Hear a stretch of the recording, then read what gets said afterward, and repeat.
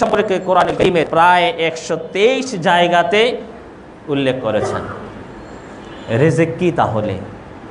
আমাদের মাঝে আমরা যেটা জানি, রিজিক অর্থ আমরা যেটা খাই বা যে কোনো জীব যেটা খেয়ে প্রাণ বাঁচিয়ে রাখে সেটাকে আমরা রিজিক বলি না। শাব্দিক অর্থে রিজিক এটাই, কুল্লু মা ইয়াকুমু বিহি হাই কাইন হাইয়্যান মাদ্দিয়ান আও মা'নাওয়িয়ান। একটা প্রাণীর জীব, একটা প্রাণী যেটাকে জীবন ধারণ করে থাকে সেটাকেই রিজিক বলা হয়। কিন্তু কোরআন কারীমের পরিভাষায়, ধর্মীয় পরিভাষায় রিজিকটা আরো ব্যাপক। আল্লাহ রাব্বুল আলামিন আমাদেরকে যা দিয়েছেন, এই ঈমান, এই আমল, কিয়ামতের দিন জান্নাত লাভ করা, আল্লাহ রাব্বুল আলামিনের তরফ থেকে সুস্থতা লাভ করা, এগুলো সব রিজিকের আওতায় পড়ে। কোরআনে কারীমে আল্লাহ রাব্বুল আলামিন এক এক জায়গায় রিজিককে এক এক ভাবে উল্লেখ করেছেন, এক এক অর্থে উল্লেখ করেছেন। যেমন ওয়া আনফিকু মিম্মা রাযাকনাকুম, আমি তোমাদেরকে যে রিজিক দিয়েছি তা থেকে তোমরা খরচ করো। এখানে আল আতিয়া, আল্লাহ রাব্বুল আলামিন আমাদেরকে ধন দৌলত যা দিয়েছেন। রিজিক কখনো জান্নাত অর্থে ব্যবহৃত হয়। আল্লাহ রাব্বুল আলামিন কোরআনে কারীমে ওয়া রিজকু রাব্বিকা খায়রুন ওয়া আবকা, তোমাদের রবের তরফ থেকে যে রিজিক দেওয়া হবে জান্নাত, এটা বাকি থাকবে এবং এটা উত্তম। আল্লাহ রাব্বুল আলামিন এই রিজিকটাকে কখনো কখনো সওয়াবের অর্থে ব্যবহৃত করেছেন। যেমন শুহাদাদের ব্যাপারে আল্লাহ রাব্বুল আলামিন বলেন, বাল আহইয়াউন ইনদা রাব্বিহিম ইউরযাকুন, এরা জীবিত, আল্লাহ রাব্বুল আলামিনের কাছে তাদেরকে রিজিক দেওয়া হয়, তার মানে তাদেরকে সওয়াব দেওয়া হয়। কখনো রিজিককে শুকর অর্থে ব্যবহৃত করা হয়েছে, আল্লাহ রাব্বুল আলামিনের শুকরিয়া। ওয়া তাজআলুনা রিজকাকুম আন্নাকুম তুকাযযিবুন, তোমাদের রিজিকটাকে তোমরা কি অস্বীকার করো, মানে যেটার শুকর আদা করা দরকার ছিল সেটাকে তোমরা অস্বীকার করো। এজন্যই সৌদি আরবের গ্র্যান্ড মুফতিদের অন্যতম একজন শেখুল ইসলাম মুহাম্মদ ইবনুল উসাইমিন রাহিমাহুল্লাহ তিনি বলেন, রিজিকটা মূলত শুধু যেটা খাই আমরা সেটা নয়। রিজিকটা দু প্রকার। এক প্রকার যার মাধ্যমে আমরা দেহকে বাঁচিয়ে রাখি, খানা পিনা, পোশাক, বাহন, বাসস্থান ইত্যাদি। আরেক প্রকার হচ্ছে যার মাধ্যমে আমরা আমাদের ঈমান আমলকে বাঁচিয়ে রাখতে পারি এবং পরকালে নাজাত লাভ করব, সেখানে যেমন ঈমান, আমল, সওয়াব ইত্যাদি। তাহলে এই রিজিকের একটা অংশ হয়ে দাঁড়ায় যা আমাদের জীবনে যা অর্জন করব সেটাই রিজিক। তো আমরা আমাদের জীবনের এই দুনিয়াবি অর্জনের জন্য আমরা অনেকটাই ব্যস্ত হয়ে যাই। আমরা আমাদের জীবনের মোটা একটা অংশ রিজিকের পিছনে দৌড়াই। আল্লাহ রাব্বুল আলামিন কিন্তু আমাদের এই রিজিকের দায়িত্ব নিয়েছেন। আল্লাহ রাব্বুল আলামিন কোরআনে কারীমে বলেন, ওমা মিন দাব্বাতিন ইল্লা আলাল্লাহি রিজকুহা, দুনিয়াতে যত রকমের প্রাণী আমি দিয়েছি সব কিছুর রিজিকের দায়িত্ব আল্লাহ রাব্বুল আলামিনের উপর। আমাদেরকে আল্লাহ রাব্বুল আলামিন তৈরি করেছেন শুধুমাত্র রিজিক অন্বেষণের জন্য না। আল্লাহ রাসূল সাল্লাল্লাহু আলাইহি ওয়াসাল্লাম তার এক হাদিসে বলেন, ইয়াকফি লি ইবনে আদম লুকাইমাত, বনি আদমের রিজিক হিসাবে কয়েকটা লোকমাই যথেষ্ট। ইয়াকুমনা বিহি সুলাব, যেই রিজিকের মাধ্যমে তার মেরুদণ্ডটাকে সে সোজা রাখবে এবং এর মাধ্যমে সে কি ইবাদত বন্দেগী করবে। কিন্তু আজকে আমরা রিজিকের পিছনে দৌড়াতে দৌড়াতে আমাদের এমন এক অবস্থা হয়ে দাঁড়িয়েছে, আমাদের সন্তান যখন আসে বড় হওয়ার আগেই পিতামাতা, দাদা দাদি, নানা নানি মিলে কোন জায়গায় ভর্তি করালে, কোন লাইনে লেখাপড়া করালে রিজিকের পাহাড় গড়তে পারবে, এসব বিষয় নিয়ে আমরা চিন্তা করি এবং আল্লাহ রাব্বুল আলামিনের দ্বীনের খিদমত করবে, ইসলামের খাদেম হবে, দ্বীনের দাঈ হবে, এগুলোর বিষয় আমাদের কাছে কে প্রাধান্য পায় না। আমরা কোন স্কুলে কোন লাইনে কি লেখাপড়া করালে রিজিক বৃদ্ধি পাবে বা বড় বড় চাকরি পাবে, যেটা এগুলো আমরা চিন্তা করি না। আল্লাহ রাব্বুল আলামিন কেন কোরআনে কারীমে এগুলো বললেন, ওমা খালাকতুল জিন্না ওয়াল ইনসা ইল্লা লিয়াবুদুন মা উরিদু মিনহুম মির রিজকিন ওয়া মা উরিদু আন ইউতিউন ইন্নাল্লাহা হুয়ার রাজ্জাকু যুল কুওয়াতিল মাতিন। আমি এই বনি আদমকে, আদম এবং জিন জাতি, ইনস এবং জিন জাতি এদেরকে তৈরি করেছি আমার ইবাদতের জন্য। মা উরিদু মিনহুম মির রিজকিন ওয়া উরিদু আন ইউতিউন, আমি তাদের কাছে আমার কোনো রিজিকের অন্বেষণ করি না, কোন খাবে এটাও আমি চাই না। ইন্নাল্লাহা হুয়ার রাজ্জাকু যুল কুওয়াতিল মাতিন, আল্লাহ রাব্বুল আলামিন তিনি নিজেই তো রিজিক দাতা। কেন এটা বললেন? তোমাদের দায়িত্ব তোমরা আল্লাহ রাব্বুল আলামিনের উবুদিয়ত পালন করবে, আর রিজিকের দায়িত্ব আল্লাহ রাব্বুল আলামিন নিয়েছেন। এজন্যই আমাদেরকে সুসংবাদ দিয়ে দিচ্ছেন, তোমরা তো বানি আদম, তোমরা তো আশরাফুল মাখলুকাত, তোমাদের রিজিকের জন্য এত টেনশন কিসের? ওমা মিন দাব্বাতিন ইল্লা আলাল্লাহি রিজকুহা, দুনিয়াতে যত পশু প্রাণী আছে সব কিছু রিজিকের দায়িত্ব আল্লাহ রাব্বুল আলামিনের কাছে। যদি সব পশু প্রাণীর রিজিকের দায়িত্ব আল্লাহ নিতে পারেন, তাহলে বানি আদম আশরাফুল মাখলুকাত হিসেবে তাদের কি পাওনা একটু বেশি না? এজন্য আল্লাহ রাব্বুল আলামিন আমাদেরকে ইশারা করে দিচ্ছেন যে না, ওয়াকাইয়িন মিন দাব্বাতিন লা তাহমিলু রিজকাহা, অনেক প্রাণী আছে তারা রিজিকটা তাদের সাথে বহন করতে পারে না। যেমন পাখি, অনেক পশু প্রাণী আছে সামনে যা পায় খেয়ে নেয়, আগামীকালকের জন্য কিছু সাথে করে নিয়ে যাবে, এরকম বদভ্যাস কিন্তু ওদের নেই। দুনিয়াতে আল্লাহ রাব্বুল আলামিন যতগুলো প্রাণী তৈরি করেছেন তার মাঝে এক নম্বর আছে বনি আদম, এরপরে দ্বিতীয়ত আছে ইঁদুর, তৃতীয়তে আছে কি আন-নামল মানে পিপিলিকা। এই তিনটা জাতির একটা বদভ্যাস আছে, এরা কি খেতে পারি আর না পারি কিন্তু আমাকে রিজিকের পাহাড় গড়তে হবে। এজন্য আল্লাহ রাব্বুল আলামিন ইঙ্গিত দিচ্ছেন, ওয়াকাইয়িন মিন দাব্বাতিন রিজকাহা, তারা তাদের রিজিকটা আগামী দিনের জন্য বহন করার কোনো পদ্ধতি বা কোনো শক্তি তাদের নেই। আল্লাহু ইয়ারযুকুহা ওয়া ইয়াকুম, আল্লাহ তাদেরকে তো রিজিক দেন, তোমাদেরকেও দেন। কাজেই এই রিজিক আমাদের আল্লাহ রাব্বুল আলামিনের তরফ থেকে মাকসুম। এটা আমরা ইচ্ছা করলেও, তার মানে ইচ্ছা যে করব না তা নয়, ইচ্ছা করলেও যে খুব বেশি অর্জন করতে পারবো তা নয়, আবার অনিচ্ছা সত্যিই যে আল্লাহ রাব্বুল আলামিন আমাদেরকে দিয়ে দিবেন এমনটিও নয়। আমরা চেষ্টা চালাবো যতটুকু সম্ভব, কিন্তু আমাকে বিশ্বাস রাখতে হবে আমার চেষ্টার বিনিময়ে যে এই রিজিকটা আসবে তা নয়। আমার কাছে রিজিক আসে আল্লাহ রাব্বুল আলামিন আমার তকদিরে যা লিখে রেখেছেন। আব্দুল্লাহ ইবনে মাসউদ রাদিয়াল্লাহু তাআলা আনহুর হাদিস, তিনি বলেন, ইন্না আহাদাকুম ইউজমা খালকুহু ফি বাতনি উম্মিহি, তোমাদের একজনের বা তোমাদের প্রত্যেকেরই অর্থাৎ বনি আদম, আমরা যারা জন্ম নিয়েছি আমাদের জন্মের সূচনা মায়ের রেহেমে।